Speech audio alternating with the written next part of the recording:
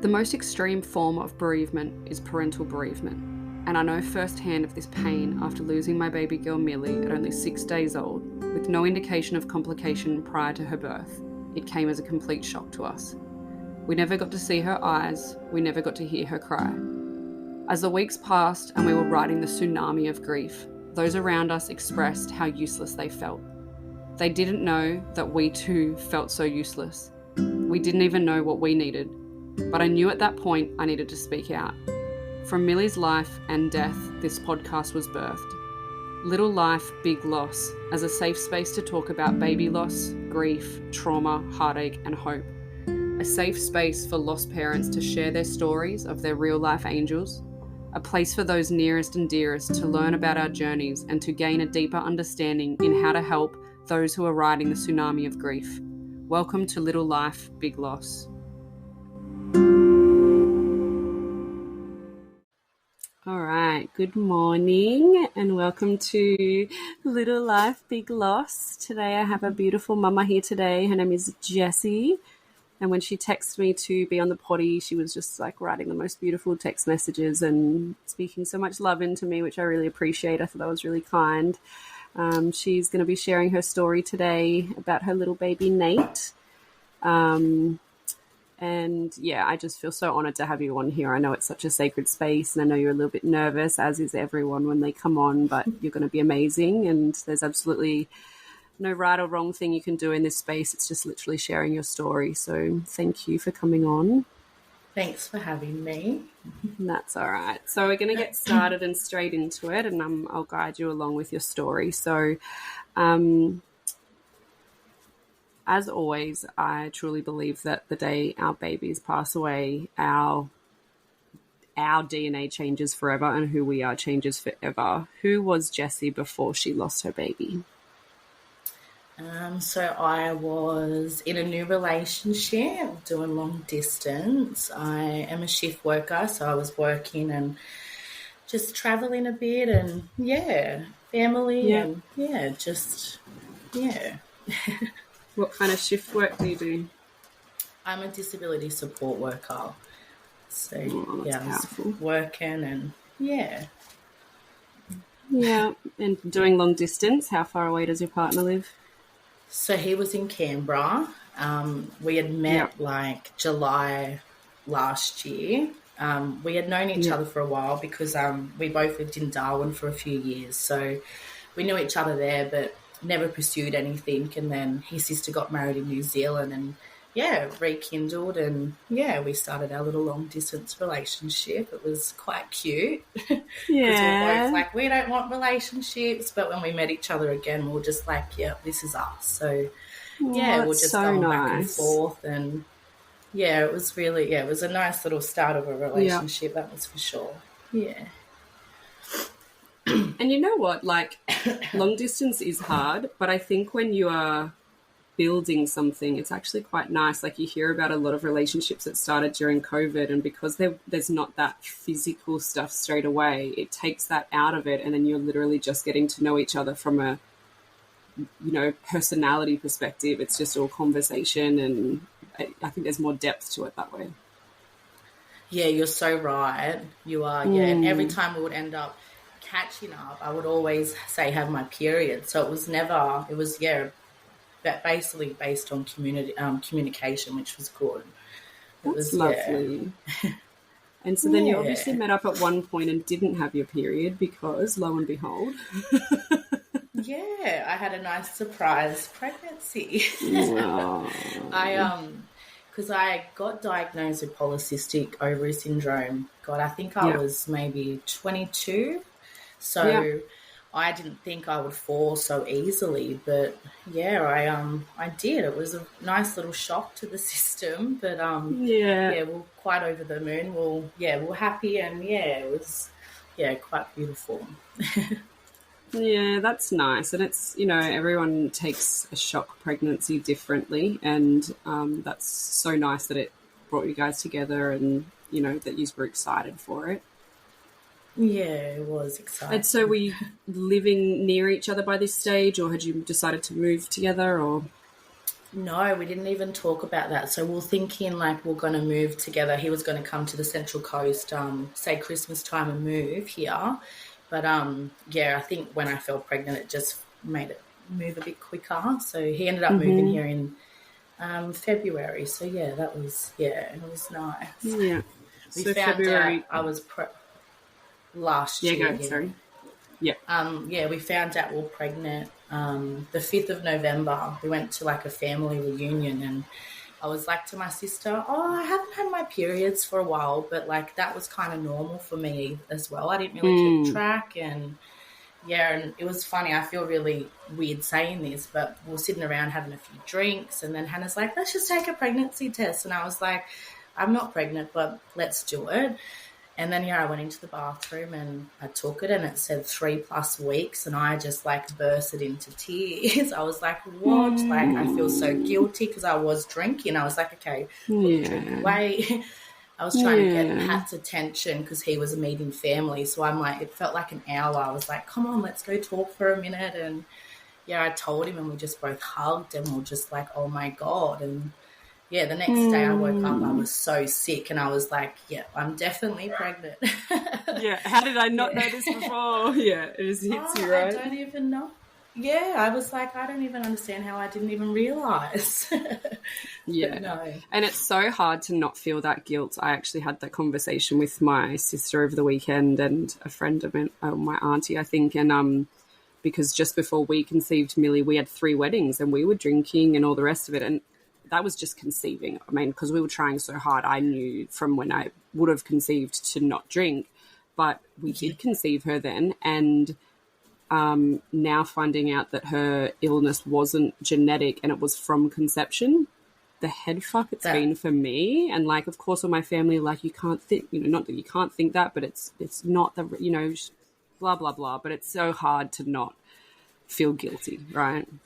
Oh, you're so right. It's, you're so, yeah. The guilt we hold is hectic. I know, your head just goes into 1,000 different spirals constantly. It does, and it's like quite frustrating. That's why I love this podcast because it just makes you not feel crazy. It's like you can relate to every single person that comes on here, and it's like, wow, we're all the same. We're not crazy, and I think it's beautiful that everyone's sharing their stories. Glad. So glad you found the potty. How did you find the podcast? Was it through Spotify or Instagram? No. So I actually deleted because a lot of people were due around the same time as me and it was a bit triggering and I actually deleted all social media. But I would be on Spotify and I'd listen to a lot of, say, American podcasts and I couldn't really relate to them because, I was just like, but my mum actually works with a friend of yours and she was like, and told mum the story and I was like, oh my God. And the first time I ever met Brooke, I was like, I cried. I was like, thank you so much for like recommending this podcast. It's helped me heal so much and I like, thank you so much for that. So yeah, it was just word of mouth. So that was great. I love that. And then a few other people, I've had another 2 people tell me and I was like, I listen to it all the time. And they're like, that's good. Oh, I love that. I was from the Central Coast, so I know like a fair few people down there, but it's so nice that everyone's talking about it. It's beautiful. No, you're doing a good job. Oh, thank you. So you found out you're pregnant. It was November 5th, and you were about 3 weeks. Yeah. And so then what happened? You started going to appointments. You guys got excited. Yeah. Well, on the test, it said 3+ weeks. I was like, okay. And then I stayed in Canberra for a little bit just to get my head around things. Then I drove home and booked in with the doctor, had the bloods, and then came back. I was pregnant. So I had an ultrasound and I brought mum with me. And it turned out I was actually 7 weeks pregnant. I was like, shit, like I've been pregnant for 7 weeks. And that's what threw me because I'm like, that's 7 weeks. I wasn't healthy. I didn't know. So I was like, the poor baby. But and when I heard the heart beat, I was like, oh my God, I do. I have a little baby in my belly. And I FaceTimed Pat and I was like, we're going to be parents on the 26th of June. Like, how exciting. And but then the anxiety started. I just felt really uneased about it all. And I was like, I just need to get to the 12-week scan so I know that everything's fine. And I kind of delayed that scan because Pat was in Canberra and he was coming here. So I got that scan around, say, the 14-week mark.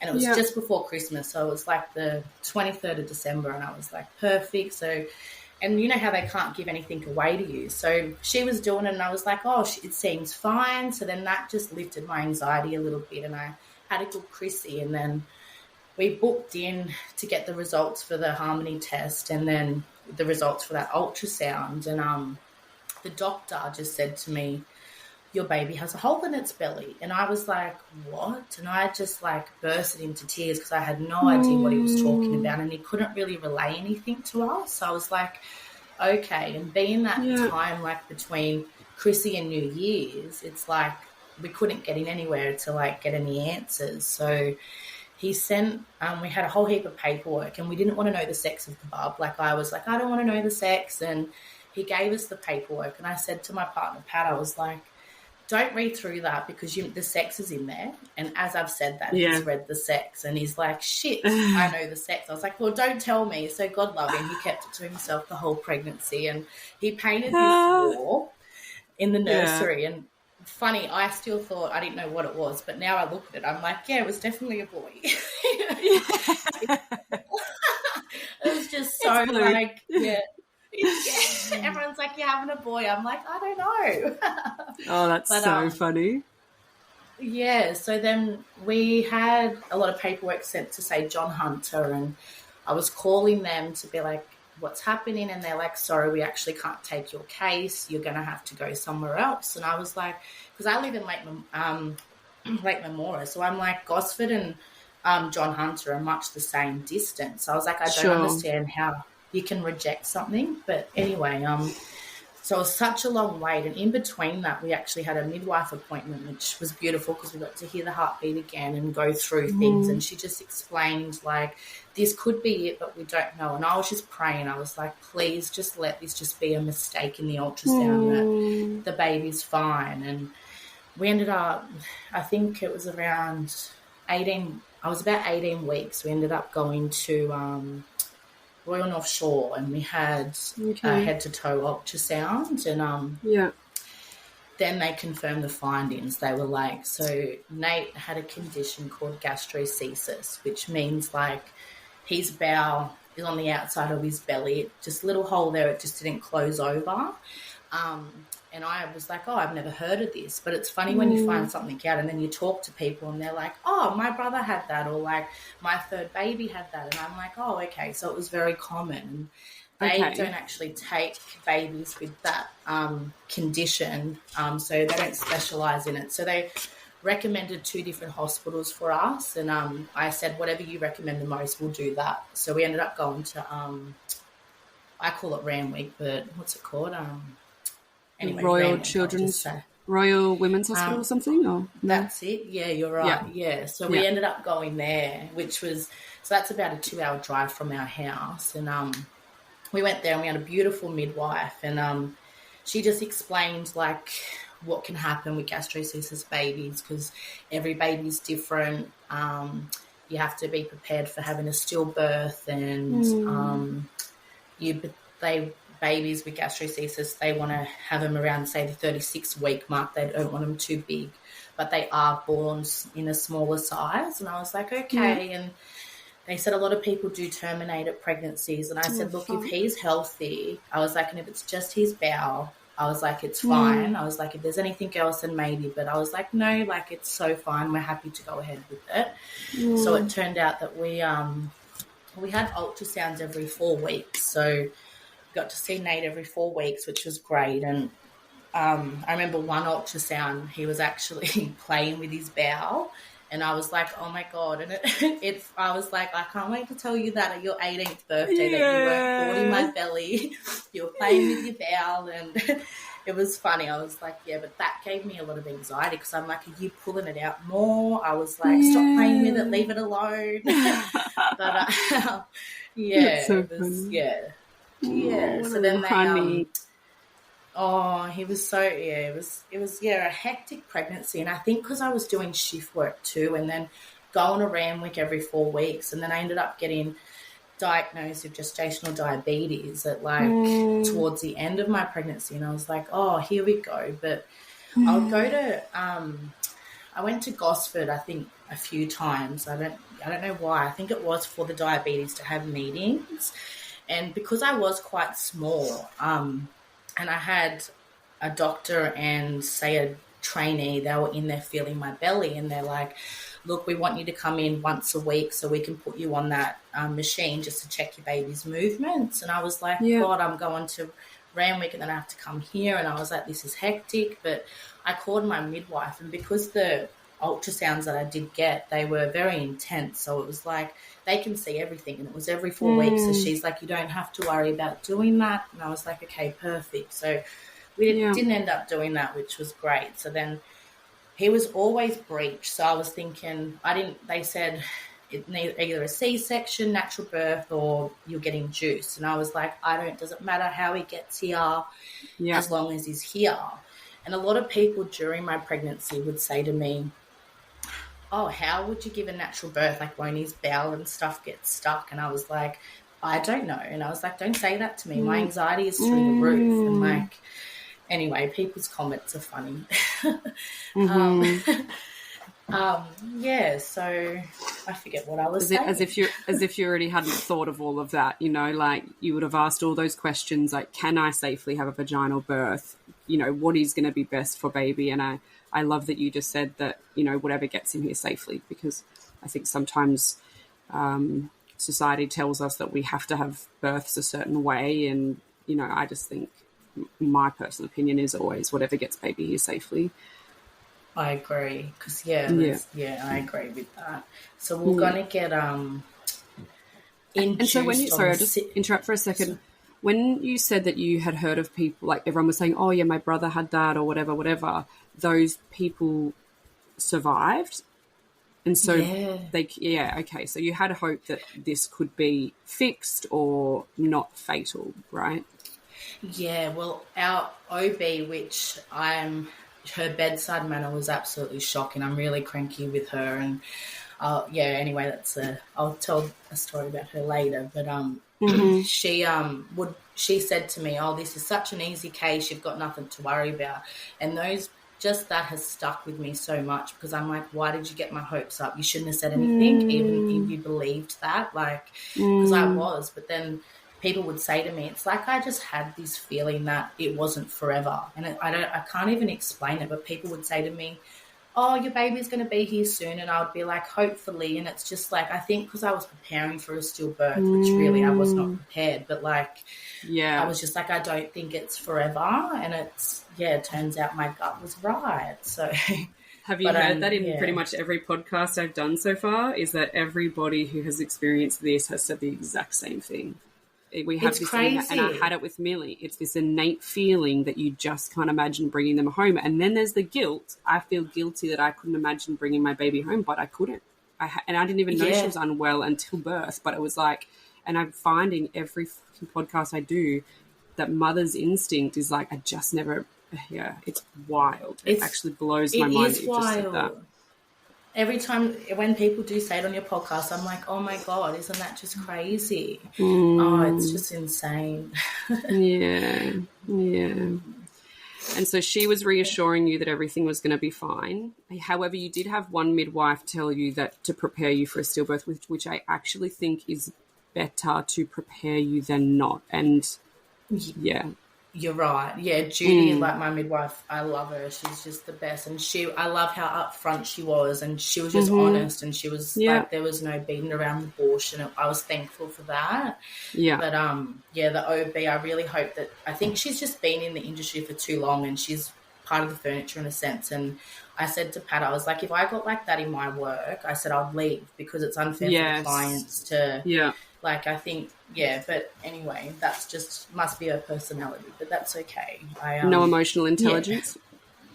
No, and like Pat one time was standing up recording like the taking a video of the TV, and she's like, sit down. And I was like, but she would walk in and just walk straight past stuff and say, hope everything's good, and then just on the computer and be like, yeah, everything's all good, see you in 4 weeks. And there was just no like, how's it going? Like, where's your like sympathy for, like, I don't know. She had no care. I don't know. And me being That's like awful. a caring person, I was like, God, I wish I didn't have you. But anyway, that was all Yeah. right. But they, yeah, so we had our last little ultrasound, and then they said, we'll see you, we'll be getting induced on the 6th. But in that ultrasound, because he was breached the whole time, he was actually engaged. And I was like, oh my God, I was like, I could potentially have a natural birth. And I was like, this is exciting. But as again, it didn't bother me either way. So then I finished work on Mother's Day, and I remember walking out of work going, oh my God, I'm finished. Like this time next year, I'm going to actually be celebrating Mother's Day. And it was just like exciting. And yeah, it was, yeah. So I left there, and I had probably not even a few days off, and I took my my nephew to clip and climb with Pat, and I just felt different. I was like, I haven't felt the baby move for a bit. I was like, I just feel a little bit weird. So we dropped my nephew back off and went to Gosford Hospital on the Monday, and they put me on the CTG machine, and I was there for about, say, 2 and a bit hours. But during my whole pregnancy, I actually suffered from restless legs, and it was shocking. I couldn't sleep. Like I had to have showers all the time. I was like, what is this? So laying there for that 2.5 hours was torture because I couldn't move, and I was like, my legs are going crazy. But when I was there, they were like to me, oh, you're going through Braxton Hicks. And I was like, yeah, I can actually start to feel that. So I was like, okay. And so then they're like, okay, go home. So we got home around, say, 4-ish, 5-ish in the afternoon. And then, like, these Braxton Hicks really, like, just started a bit. But it kind of just reminded me of, like, a cyst on my ovaries, like, similar pain to that. So I was like, oh, this is okay. And I called my midwife, Judy, just to tell her how it all went at the hospital. And she's like, that's good, and blah, blah, blah. And this is where I really replay everything, that maybe something could have been different.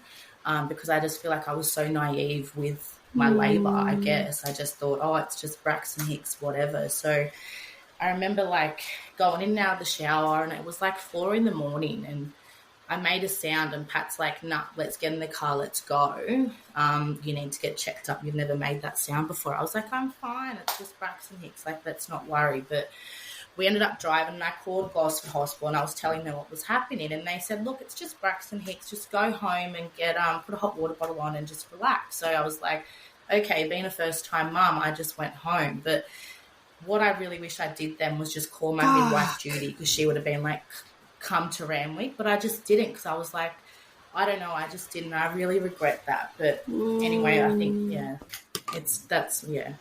But so we got home, and it started throughout that day, and it was getting a bit worse. But as again, it just reminded me of my polycystic. So I was like, this is fine, like whatever. And then because we've divided the house, so we're in the front of the house and my mum's in the back of the house. So she come home from work, and I was naked, and I was just standing in the house like swaying a bit, and she's like, you need to go to the hospital. And I was like, I'm all right. And she goes, no, call Judy. So we called Judy, and she's like, go to the hospital. So we made our way to the hospital at about 4 again. So it's like 4. And we got there, and I remember from the car park to where we had to go, I had to stop like 3 times. And this lady's like, I'll get you a wheelchair. I was like, I cannot sit down. Like that drive from my house to Gosford was torture.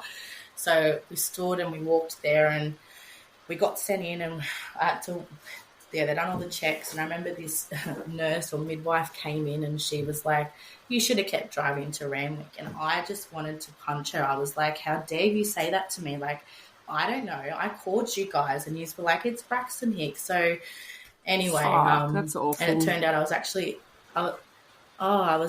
8 centimeters dilated. So they're like, yeah, they're like, in you go. And because like the plan was with Nate, so I was gonna deliver him, and then they would show me him. I wouldn't have that first touch. But they would show me him, then they would put him on the bed, and then they would wrap his bowel up, and then there we go, we'll just take him, and that's how they're going to do the care. So I just cried, and I was like, he's meant to have surgery, like he shouldn't be here, like we have a plan, like. But anyway, I had to calm, and I was like, this is what we're doing. So we got into the room, and how many weeks were you at this point? 2 pushes.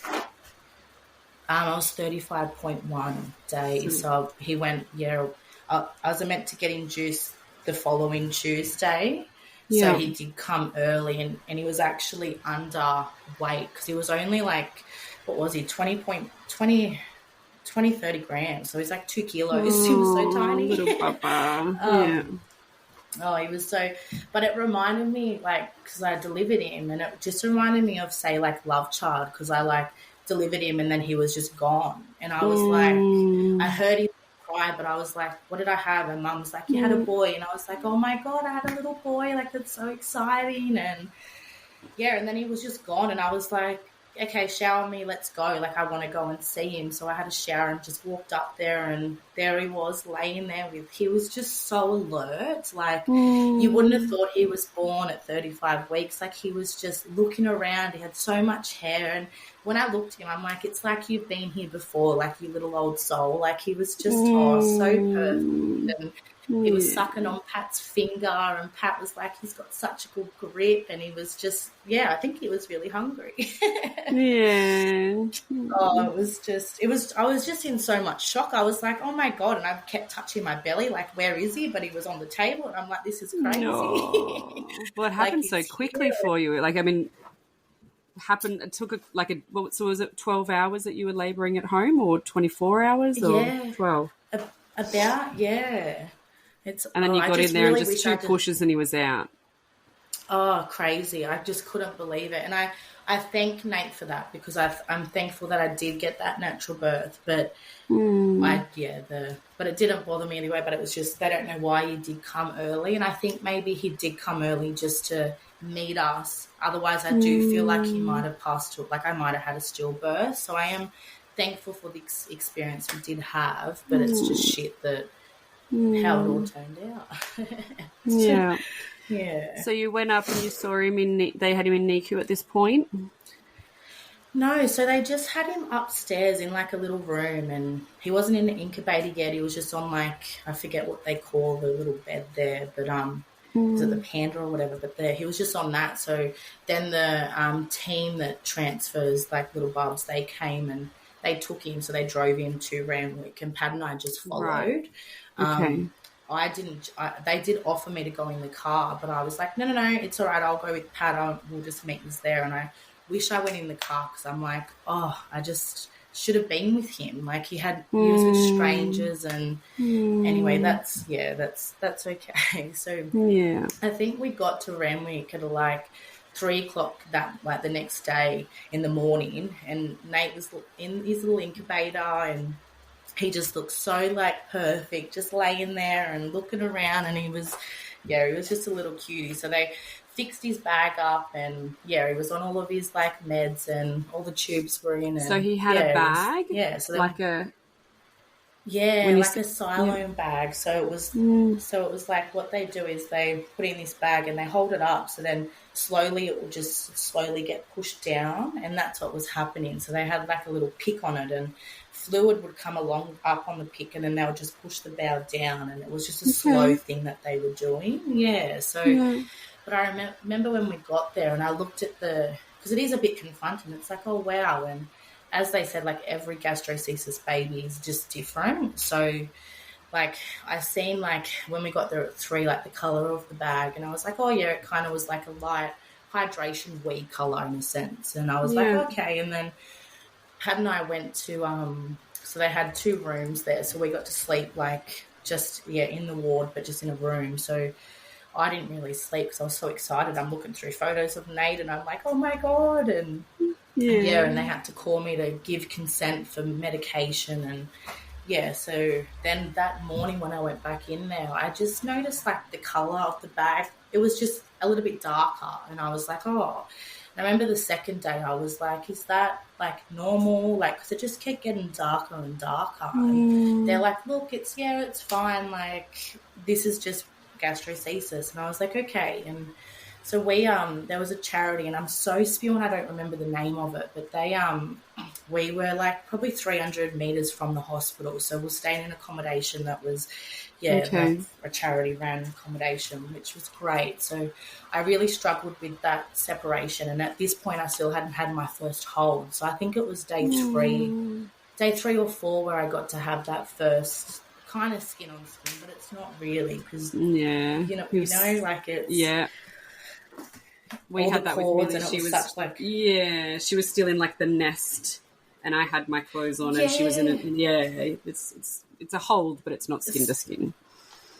No, yeah, and it was like, oh yeah, this is like I get to hold him, but yeah, and then I remember the night because we'd say goodbye because I had a social worker and I said to her, I'm struggling with this separation, like I'm not sleeping, I just want to be with him all the time. And she's like, look, when you're with him, he can smell, he can hear you, and that means he's alert, so you need him to rest and you need to rest, so you need to go and do things to keep you busy and come back and see him and etc. So she calmed me a bit and I was like, okay, but we went and said goodnight to him one night and there was a new nurse on because he usually just had the same nurses. And I was like, oh, yeah, this is a new lady. And when I looked at him, I looked at his bag because it was a very dark colour at this point, like a reddy, tingy colour. And I was like, far out, that's changed so quickly in such a short amount of time. And I just couldn't sleep, and I had to because I was pumping every 4 hours. So I was pumping about 4 a.m. and I was like, I might go over and like I want to go and see him, but because we were struggling with sleep, I was like, I'm not going to wake Pat up to go and walk over and see him, and it's 4 a.m. Like I don't want to walk by myself. So, I was on the phone to my dad that morning, and then I hung up and I had 3 missed calls, and I was like, shit.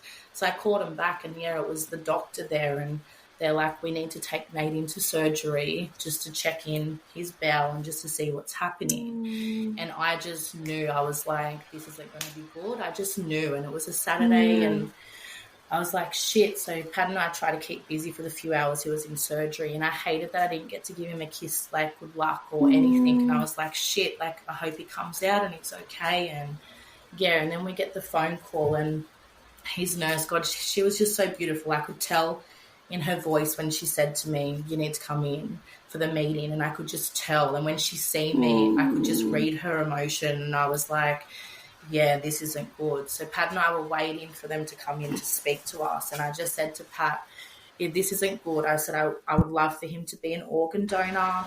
I would I just want happiness around him, blah blah blah. So then they all, like, God, so many of them come in, and then I see my social worker, and I was like, yeah, this isn't good. So she sat right on me and she was rubbing my leg, and I was like, fuck. And then they said that so Nate had a complex gastroschisis, but there was also, like, say up above, like where your bowel starts, it was actually completely dead. So they were like, there's nothing they can do because it was completely dead, and they were in shock that he was passing all the checks. That's why they didn't take him into surgery, because he was passing all those checks, and they're like, yeah, it was just the colour of the bag that alerted them, I guess. And then we were just like, shit, so what happens now? And they were like, we can take him back into surgery to like 100% confirm. And I was like, I don't want that. I was like, I'm not letting him go back under for you to tell me the exact same thing. I was like, I don't want him to, like, we could lose him, like, in there. And I was like, I don't want that.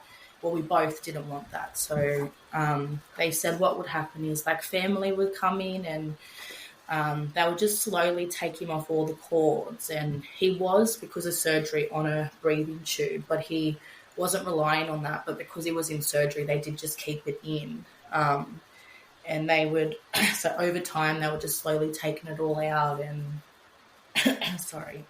Yeah, they slowly took it all out, and then they were just saying that the pain relief will stay in, so he won't be in pain, which was great. They said, so essentially it was kind of like palliative care in a way, that they were like, he could last a minute, a day, a week. There's just like the unknown. And I was like, okay. And so it was like, I had a proper hold, because they ended up just bandaging his back, like his bowel, and so he was off everything. He just had his little pain relief in his feet. And we're holding him, and I ended up, Pat held him for a while, and they actually had a sleep together, and he still had the breathing tube in at this point. So it was about 2 a.m. I don't know what date now, but yeah, 2 a.m. and we're like, let's take the breathing tube out. And I started to freak. I was like, oh my God, I hope that he doesn't take his last breath straight away. And he didn't. He was like looking around, and then we dressed him. But Nate was so long, like his arms were like 20.7 centimeters long. Like he was such a long bub. And like I was trying to dress him and I just couldn't get his arms in. I was freaking out. And Pat's like, calm, it's okay. And I was like, I don't want him to take his last breath here. Like, so we ended up dressing him and took him into the room, and it was just us. But it was a bit hard because, like, we were in the ward, but so there's stages in there. So it's like where Nate was, and then there's a second stage where they're getting a little bit better, and then the third stage is kind of like the nursery. They're getting ready to go home. And there's 2 rooms. So in the other room, there was a family with their baby that they were ready to take home. So we could hear that baby crying, and then you can also hear the nurseries, all them babies crying. And I was like, this is hectic. So we had Nate there, and I remember just putting him, because all I wanted was him to, like, same with what you did with Millie, like I got to feed him with the cotton tip, but it's like I just wanted that feeling on my boob, and I was like, oh. So I remember having him on my boob, and I was like putting my nipple in his little mouth, and I'm like squeezing a little bit of milk in there. And the nurse come in, and I freaked. I was like, oh, and I shouldn't have freaked, because like he's my baby. I shouldn't have been like, having to explain what I'm doing with him. But she's like, look, like it's beautiful, but you know he won't suck. And I was like, I get that. I so get that. Like, but yeah, so it was, so we're just watching, like Nate go through the waves of, it was like I would never wish that, like, anyone to watch their kid do that. But we were holding him. Pat and Nate had a good little sleep together, and I was just staring at him, and I was like, this is hectic. Like, and it was like 5 a.m. and I was like to Pat, fuck this. Like, let's just get, because they offered a pram. And they're like, let's just get a pram and let's go watch the sunrise, and let's just like get out of this hospital. And so the lady come in and she goes, look, if you want to take him out of the hospital grounds, we actually have to get a letter just in case he does pass away outside and someone pulls me up and is like, that baby's dead, what are you doing? And I was like, that's hectic. So I know, I was like, that's insane. So I was like, no, we don't want a letter. We'll just walk around like the hospital grounds. And because he would go through the colour emotion. So he would, in the room, he would turn blue, and then he would gasp for his air. And then Pat and I would say goodbye to him, and then he would just come good again. And we're like, fucking hell, man. Like, what is happening? So I was like, but we took him, as soon as we took him out of those hospital grounds, he just lit up. And he, like, Nate was just, like, looking around, and I was like, oh, look at this, you get some fresh air, and, like, we're showing him, like,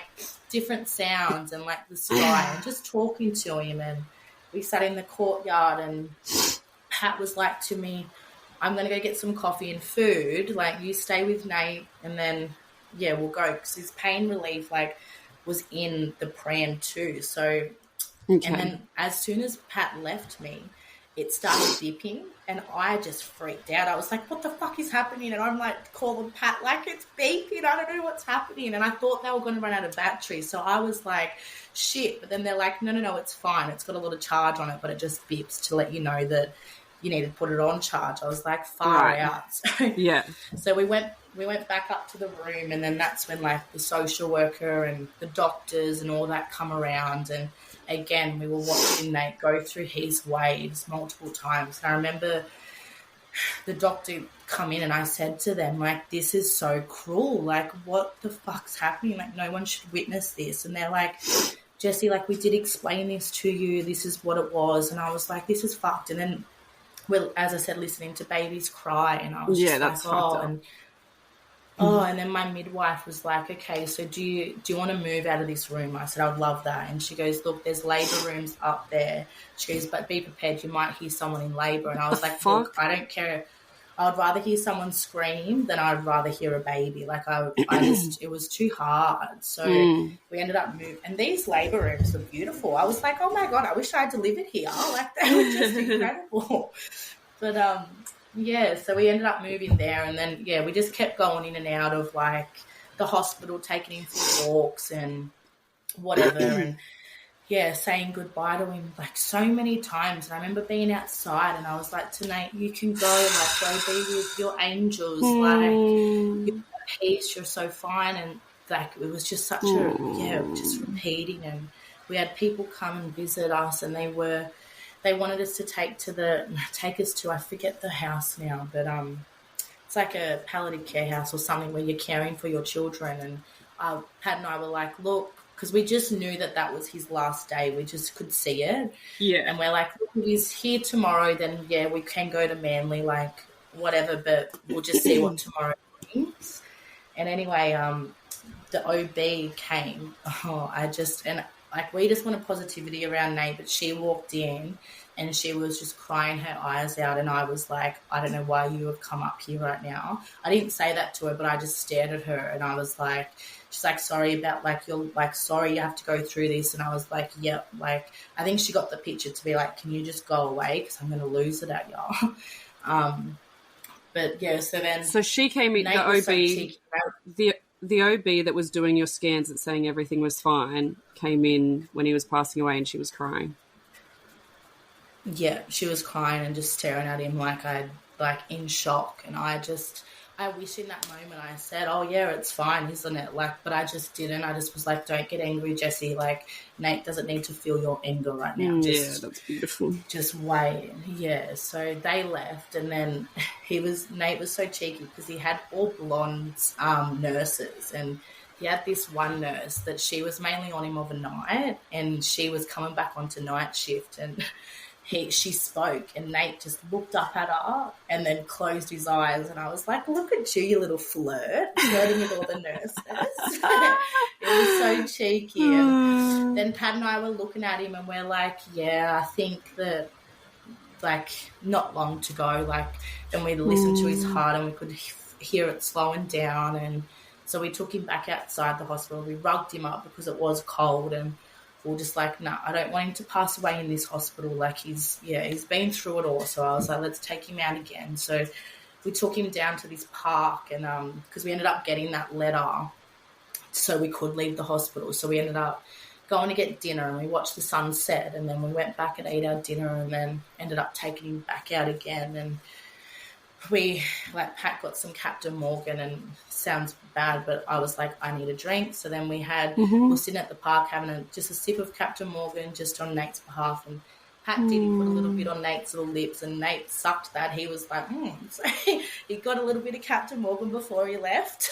Hilarious. But he, and we're at a park, and this slide was so big, and Pat and I were trying to work out how we could take him down the slide with his machines and all this, but we didn't end up doing that. So we're just holding him, and he took his last breath at about, say, 8:06 on the 29th of May, under the moon but under the stars. And it was just such a shock. It was like, shit. And we just listened to music and slowly made our way back up to the hospital. And it was just like, what the fuck has just happened? Like, it was just so insane to have to, I don't know, to witness all that and to watch him decline, I guess, in colour. And the time that we ended up getting back up to the hospital, his colour completely changed, but he looked so at peace, and his little eye was still open when he did go. I was like, gee, Nate.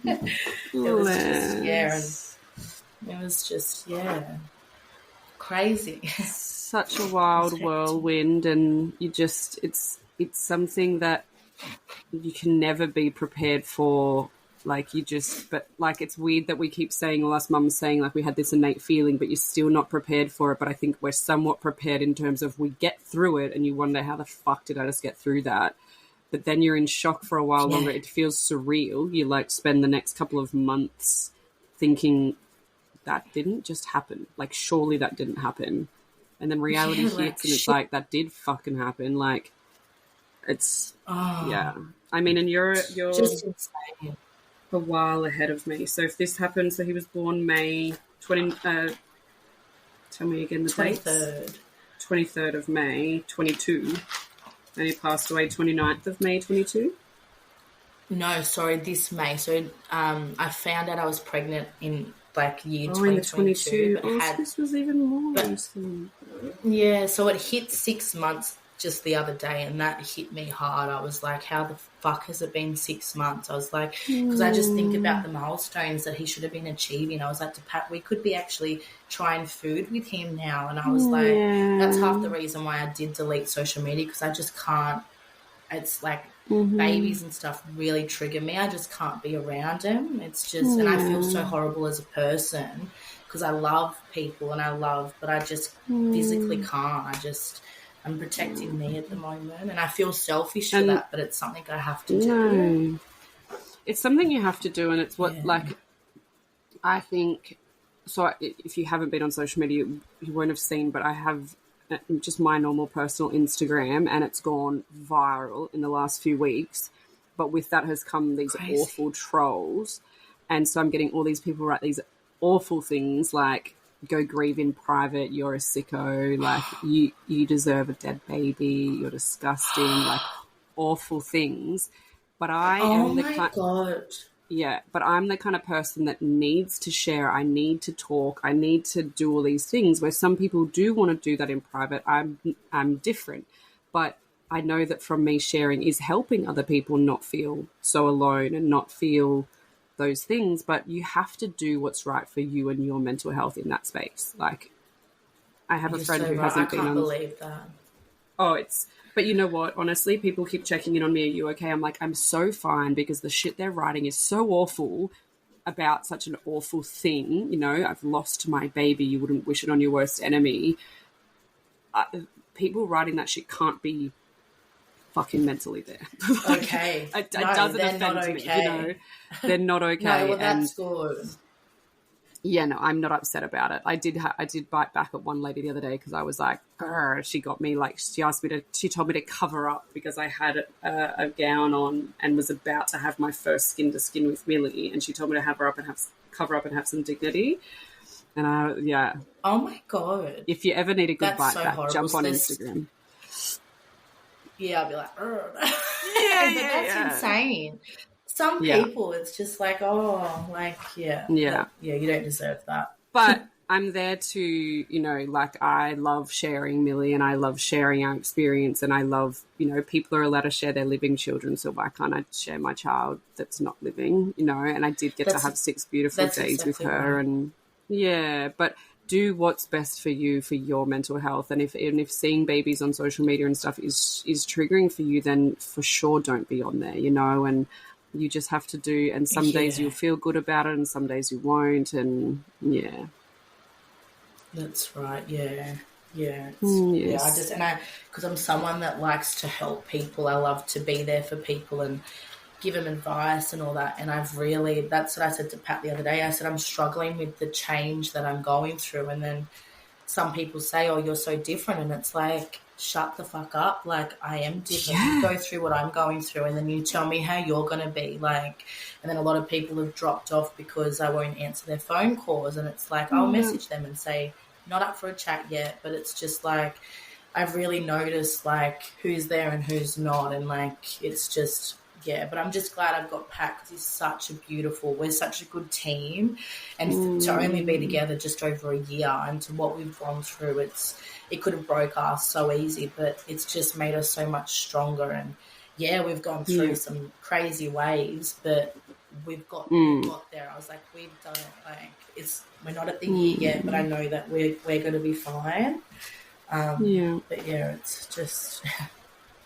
Yeah. It does. It puts so much pressure on our relationship. Like, Dylan and I have been together almost 5 years, and they always say the first year of marriage is the hardest. And then people say, you know, first year with a baby is hard. And I'm like, try first year of marriage plus baby loss. Like, fuck, that's a whole other element of struggles on a relationship. Like, it's challenging. And Dylan is a beautiful guy. But, you know, Dylan's like ADHD, literally just recently diagnosed, which is beautiful. It made me feel very validated, you know. So he's a lot of personality, and I'm I pull back a lot, and so it's like I'm trying to retreat, and he's trying to, and so it's so hard. Relationships are hard in general. I mean, can be, and then you add in all of these things that we've got to go through, and I think if you do survive that, you know, you can survive anything. You're so right. Yeah, that's so true. And so I absolutely love that you guys took Nate out in the pram and took him out under the stars and stuff. We were offered all those things, and we could not fathom the thought of moving from the hospital or leaving the space. And I just love hearing your story that you did do that. I think it's incredibly brave and beautiful. And the color changing thing absolutely was mortifying for us as well. Yes, they warned us, but I just didn't. Oh, it's so heartbreaking to see your baby go through all those color changes. Like, isn't it? Yeah, like, we just wanted to write. Like, we'd be like, oh, we've got to go. Like, I can't be here. And then we'd be like, and then similar to you, we'd be like, just speaking positivity into Millie, like, we love you. You look so beautiful, baby girl. You're so brave and you're so strong. Because I just felt so bad saying like how bad it looked. Like, it's like fucking awful. And it's like you said before, no one should have to watch your child go through that. Like, fuck. And you shouldn't. It's like, oh, it's crazy. And so how much just time that sound. Oh yeah, I know. When you said that before, I was like, so Millie did only take a couple of breaths once we took her tubes out. Like, she just took a little bit, but it was on my chest, and Dylan's little face was face to face with her, and it was just so precious and perfect. Yeah, that is perfect. Oh. Now that I know that you're not on socials, I'll send you some of the cute little videos we have. Yeah, do that. Yeah. So how much time did you get with Nate once they took the tubes off? You seem to have got a little bit of time with him. Yeah, I would say a day, a little bit over, say 24 hours. I would say, yeah. So we did kind of get a full day in, which was I'm thankful for that. It could have been much worse. Like, yeah. And so then what happened? So you came back to the hospital once he had taken his final breath under the stars, which is so beautiful. You came back to the hospital. So we did. We walked back up, and it was so funny. It was just our luck, really. But do you know how they say there's a death and then there's always a new life? And as we're walking him in, and we've covered Nate over, so we're just in the pram and we're walking him in, and this proud dad, just the doors opened, and he's just walking with his beautiful little girl with blood still on her. And we were obviously the first people that he would have seen, and he was just like, oh, it's a freshie. And Pat and I were like, congratulations, mate, like, so exciting. And then we just, like, he walked away, and then we just cried because we were just like, shit, like, but I hope he didn't feel our sadness, I hope, because like he should have felt really happy, like he just had a little baby girl. But I was like to Pat, what the fuck are the odds of that? Like, I was like, that's insane. So we ended up taking him in there, and when my gran passed away, I touched my gran, and she was so cold, and I said to Pat, I don't want that feeling on my fingers of Nate. And he really encouraged me to, like, come on, let's just do his bath. So we did do his bath, and it was nice that he had a bath. It was nice and clean, and same thing, got some keepsake stuff. And the nurses thought it was so funny because they thanked us. They were like, thank you for allowing us to share emotion, because some families get really funny if we cry. And I was like, you guys are like his second mum. You cared for him more than I cared for him. So, like, I want you to cry with us. I want you to be here with us. Like, yeah, we're like essentially a family. Like, yeah. So we actually bathed him, and I was like, because he had just such a cute little bum, and like it was like I got to see his doodle, and I was like, he's a boy, and I was like, this is crazy. So I said to them, can we get a ink print of his bum? And she's like, oh, we've never done this before. And I was like, no, I want it. So they put it on, and then I've pushed it up so then you can actually see his bum, his little balls, and then his knob.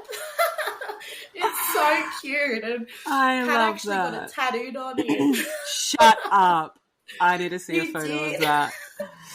I'll have to send it to you. It's so funny. And he shows people, and they're like, I don't know what that is. And then we explain it, and they're like, oh my God, that's the best. No, that's fucking genius. I love that so much. Oh, I was super proud. I was super proud of Millie's vagina. So when she would be in NICU, Dylan put a little the nappy not over her, but just covering her for modesty. And every time, like, my sister would come in, or, like, you know, a female in the family, I'd be like, check out her vagina, it's so perfect. And I was, like, so proud of it.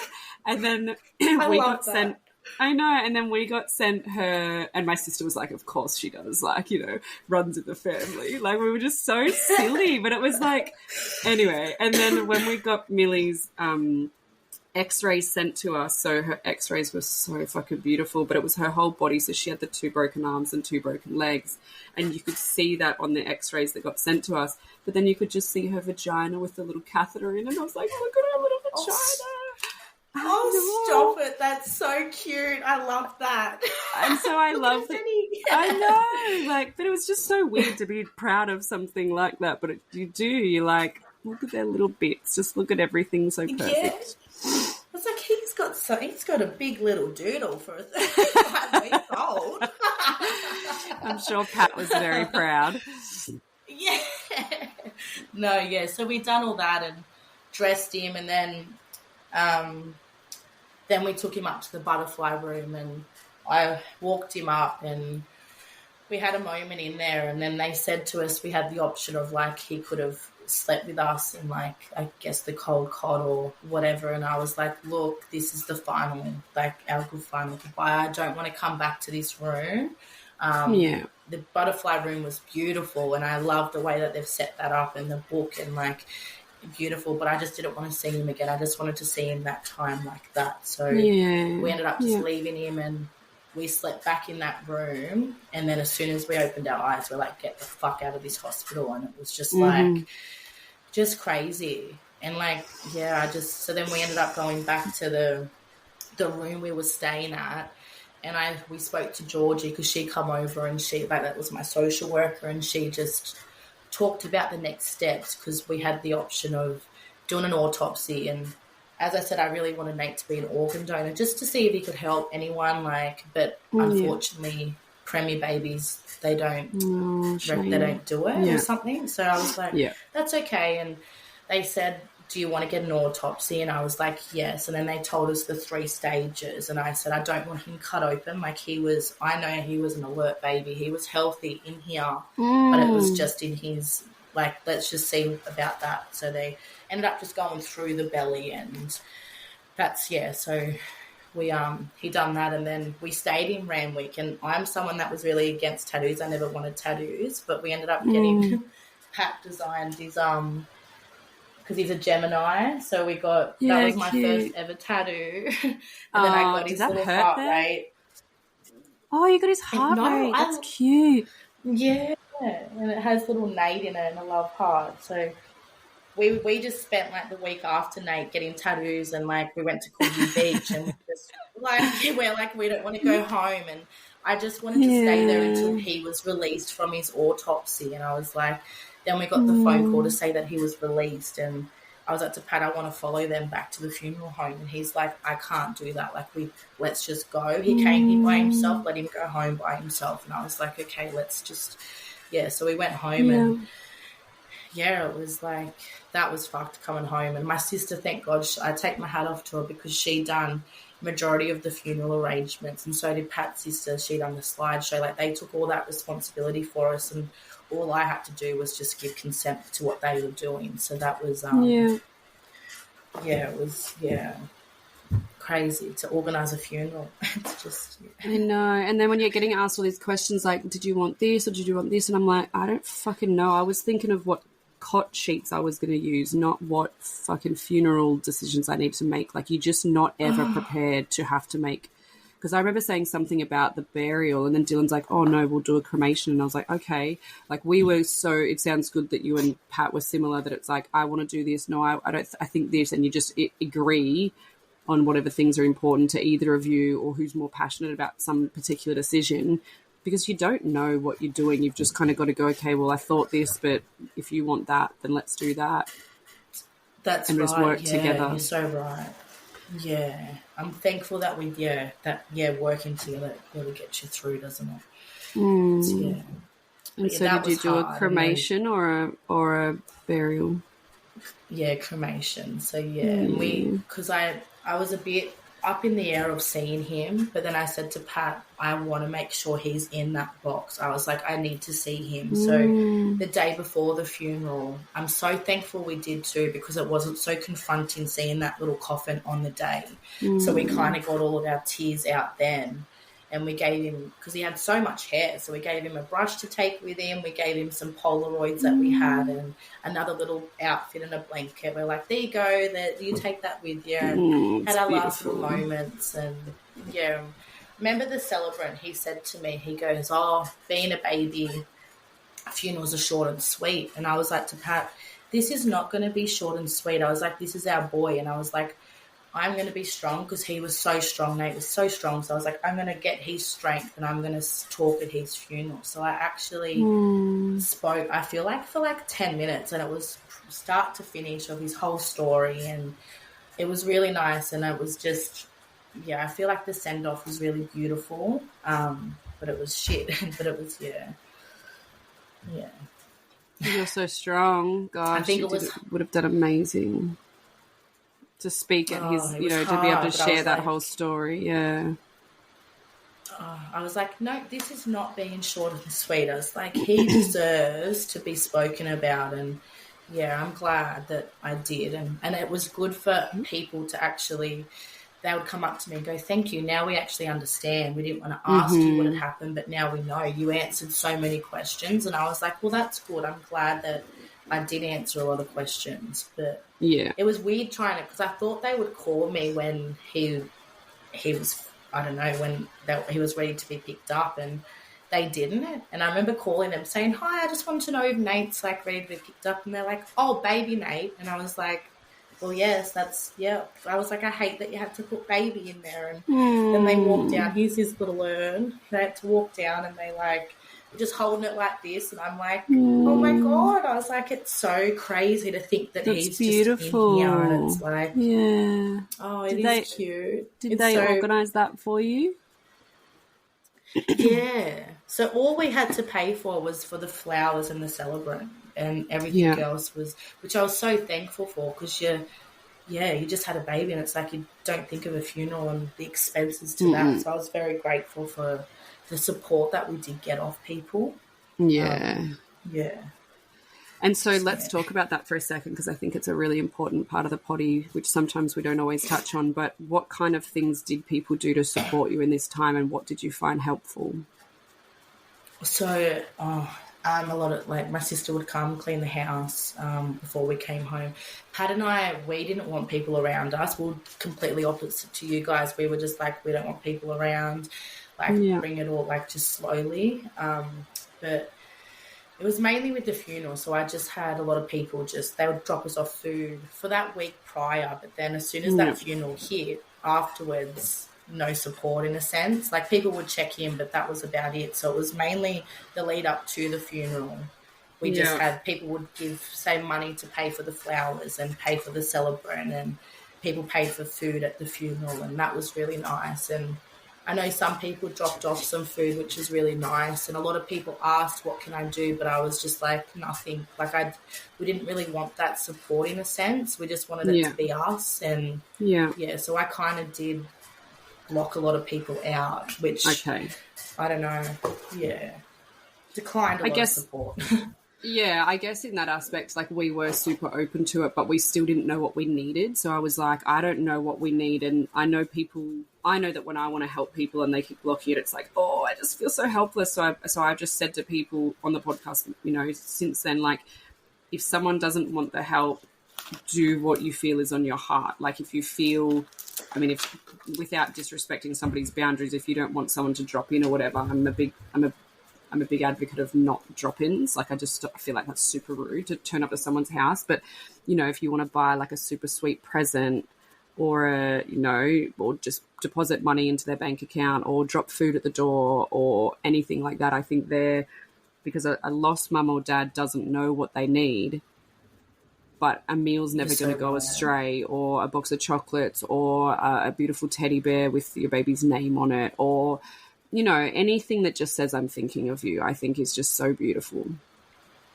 You're so right. I remember someone delivering, and it was funny because the day that this got delivered, I was like to Pat, I just want to get a little keepsake box. And then, funny enough, we get a knock on the door, and a lady that I worked with actually dropped off. It's such a beautiful box, and it says Nate's keepsakes, and it's like so cute. And I was like, what are the odds? So like, just the little random gifts we would get. I was like, oh my God, thank you for thinking of us. Yeah. Like, it was beautiful. People are so thoughtful, but yeah. And I think even 5 months on, just the other day, I got something in the post again from a girl who I worked with at Fitness First 10 years or so ago. And I've just stayed connected on social media ever since, and we always chat and stuff. And she sent me a bracelet that she saw in a shop that had mountains on it, but it looked like an M. And then it had like a really nice Bible verse. Yeah. And she just said, I saw this and had to get it for you. And I just thought, so nice. Like, you know, she didn't rush in and get anything in the beginning. She waited till it was the perfect thing that she thought was, you know, right. But it's so nice to know that people are still thinking of us, you know, 5 months down the track. You're so right. Because I find that, like, when it hits the 23rd to the 29th, that whole week, I am, like, just replaying every moment in my head of what the fuck was happening. And I get really triggered, and it's like I kind of don't answer my phone on the 23rd. I just don't want to speak to anyone. And the 29th, it's just, like, a lot. But I was so, as I said earlier, fearful of that 6 months. And when I lived in Darwin, I was really close with a friend, and I got a knock on the door, and she actually sent me a beautiful teddy and a candle and these beautiful native flowers. And she lives in, like, I don't even know, Coffs Harbour or something. And in the car, she goes, I know today would be a really hard day. And I just messaged her and I said, thank you so much for acknowledging Nate. I was like, I find that people don't talk about him, or they don't know how to address me. And it's like, I love to talk about Nate. I want to talk about him as much as I can. And to have someone acknowledge, especially that day, it melts my heart, because it's like, thank you. Like, I really appreciate that. Yeah. And that's really nice. And I think hopefully, like, people are going to hear your story now, and hopefully people that know you are going to listen as well. And so it's a really nice thing for them to note down that the 23rd and the 29th of every month you're going to struggle, or you're going to think back. And, you know, hopefully over time those dates get somewhat lighter in their feelings, but the memories are still going to be there.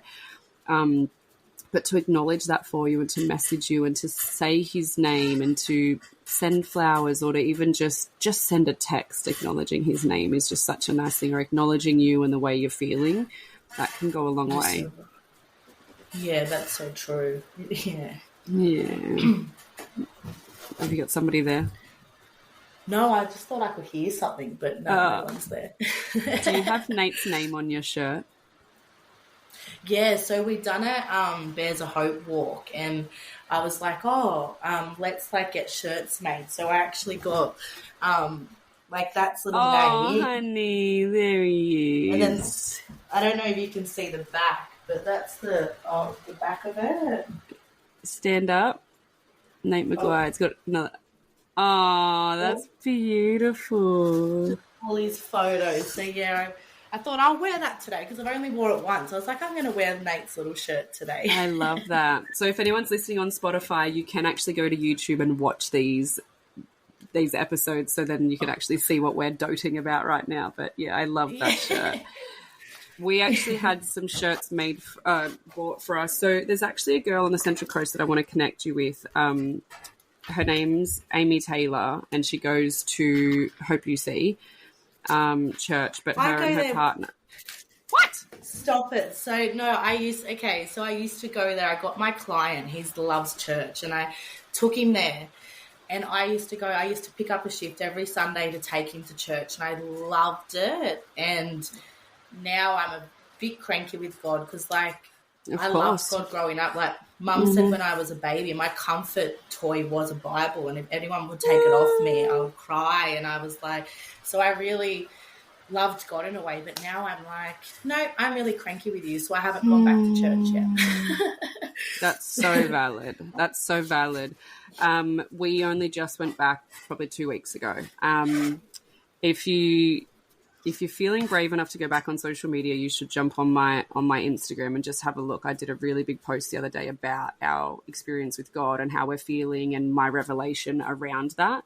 because I was very much the same. Like, you know, in the hospital we were faithful, and even after her death we were faithful, and everything. And then all of a sudden I was just like, what the fuck? Like, how has this happened, God? Like, yes, she's in heaven, and yes, she's fully healed now, and yes, this, but how the fuck did I have a baby with this awful rare disease that, like, I just was. But one of the things I remembered was I was laying in bed, and Dylan and I were fighting a lot, and I was in a bad place, and he was walking on eggshells, and I was depressed, and I was like, and I just laid in bed and I was like, God, help us. And then I went, oh, I do need him. I do need God. And I'm not preaching this for this podcast. And if anyone doesn't feel, aligned with that, that's fine. It's just, for me, that was my experience and my feeling. And the strongest Dylan and I have ever been in all of our 5 years of being together was that week in hospital. We were the best team, and we were strong, and we were faithful, and we were praying, and we were leaning on God. And so for me, I was like, that's what we need right now. I love that. I do love that. Yeah. And it is still hard. You still have your moments, but it was like, we need that for our marriage right now. And maybe we'll still never understand the full depths of why we've experienced this, but we were blessed to have her. We were blessed to have 6 days with her. I know she's in heaven. And whilst God doesn't want these things to happen to us, but he's there to help, protect us in that time. Or I don't know. It's still a battle for me too. Don't you worry. But no, but I love that you're still open to it, because like you kind of made me, when I listened to your podcast, you made me think, okay, maybe I do just need to go back to church and like just have a feel, and not just rule it out to be like, I am really cranky with you. I'm cranky with all my angels. But I was like, no, I'll just, slowly.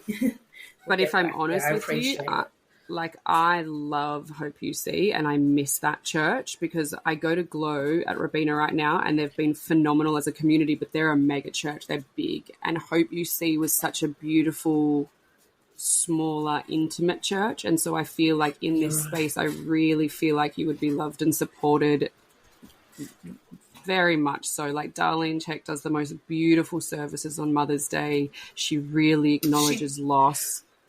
She's amazing. I was there on the last Mother's Day, and I was like, oh my God. And then it was funny because I was pregnant, and they're like, okay, well, mothers, stand up. We're going to give you a gift pack. And I didn't stand up. I was like, no. And I really should have stood up, because I was growing a baby. I was like, no.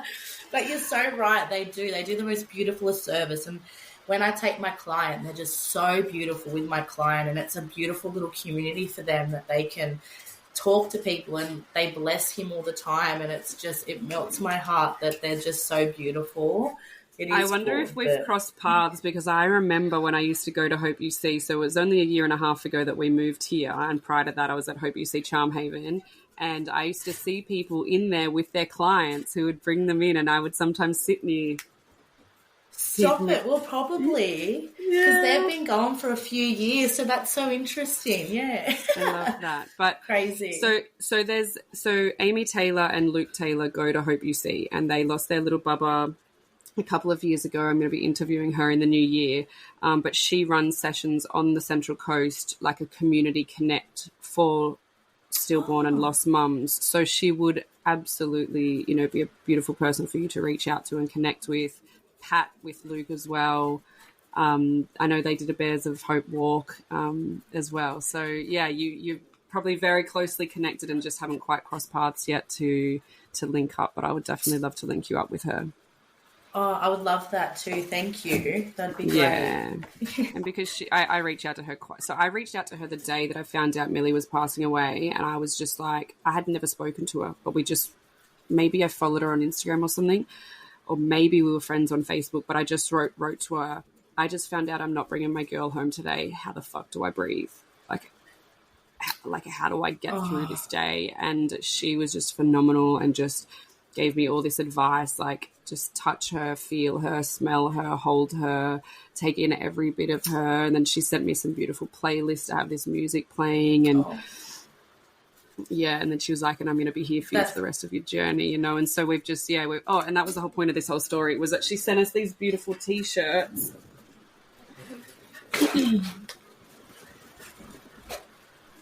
Oh, I don't know where they are now. Hold on.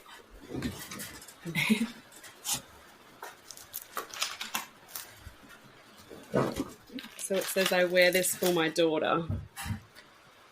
Oh my God, I love that. That is So so perfect. Isn't it beautiful? So she got one for me and one for Dylan. And so we haven't Oh, even that worn is them so yet. I think we're like perfect. waiting for some. Maybe we'll wear them on Christmas Day or something. But I'm like, yeah, we haven't worn them yet. So, yeah. Oh, I love that. That's such a thoughtful gift. That's so beautiful. Isn't it nice? Yes.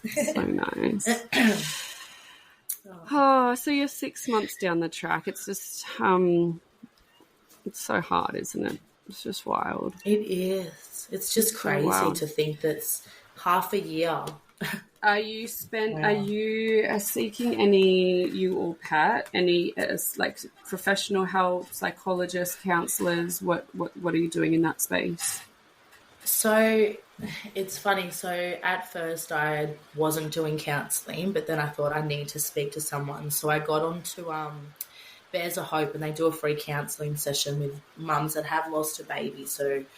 And that was good. And I just did it on the phone. I was like, I love that I don't have to go in there. And so I would just be on the phone with her. And I've done 2 or 3 sessions. But how I'm actually healing is through your podcast. That's what's actually made me heal so much. I think listening and hearing people's stories, it's just like, I can relate so much and I just don't feel crazy. And it's like, but when I feel like I need that counselling session, I will book in and just talk. But I find that this is what is actually how I'm healing better than talking to someone. And Pat and I do talk. He's done a counselling session through Bears of Hope too, and he loved it.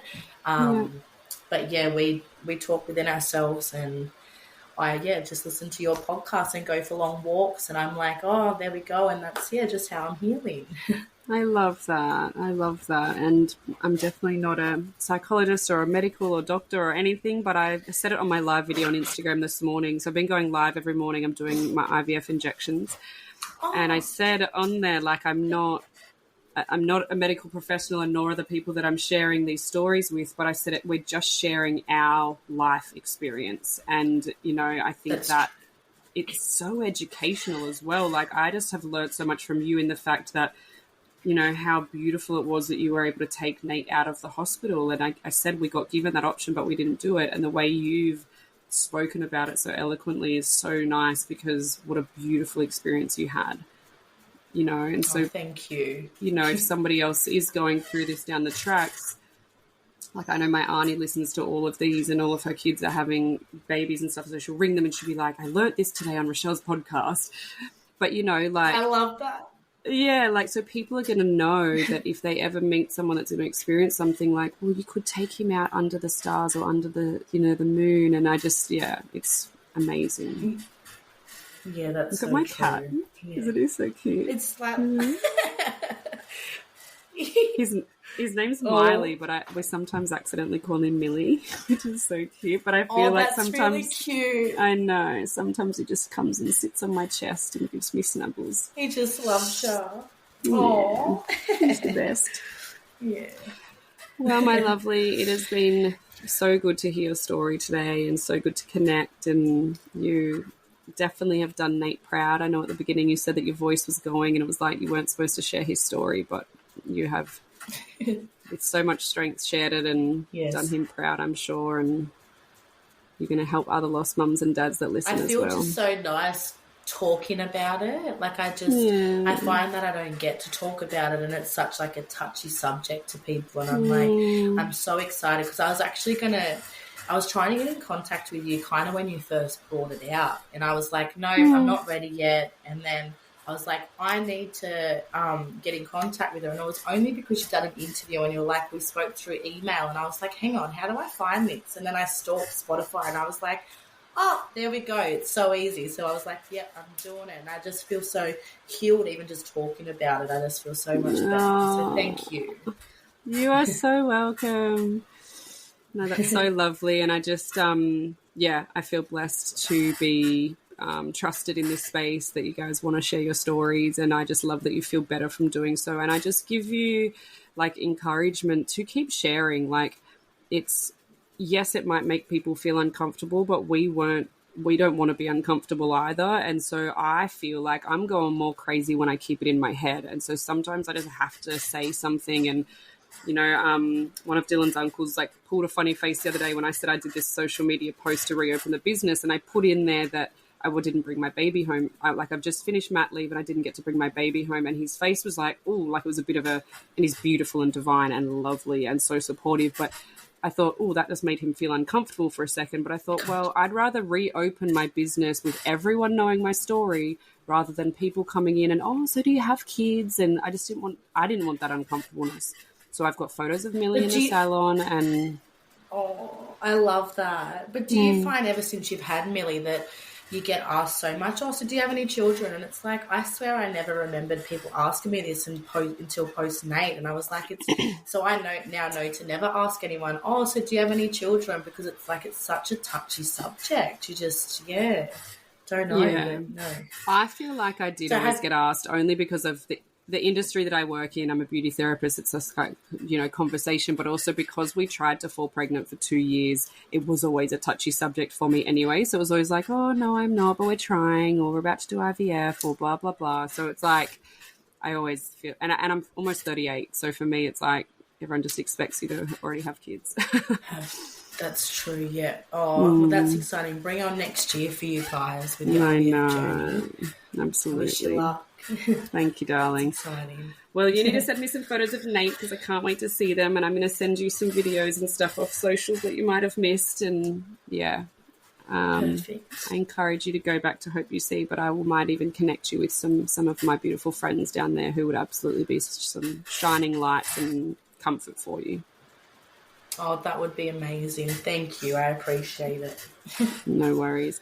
One other thought I had as well, you said earlier that there was a charity that you couldn't think of what it was called, but they were really helpful for you. If you find out what it is, let me know and I'll put the links in the show notes. And if we want to raise money for that in the name of Nate, we can absolutely do that and organise that for you as well.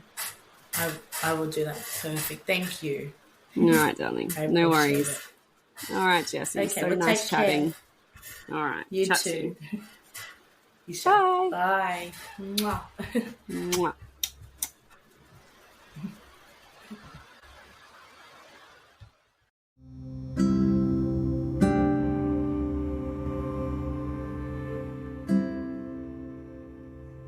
Thank you for listening to Little Life, Big Loss.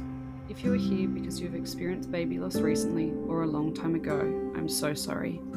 I know this pain will never go away. My heart breaks with you. This is a pain no one ever expects to endure. Or maybe you are listening because you have just found out your baby is unwell in utero and now you have some really hard-hitting decisions to make. I am, again, so sorry. These are decisions no parent should ever have to make. I hope these podcasts can lighten the load just a little bit in ways to help understand what the road ahead might look like and what your options are. Remember, you always have options.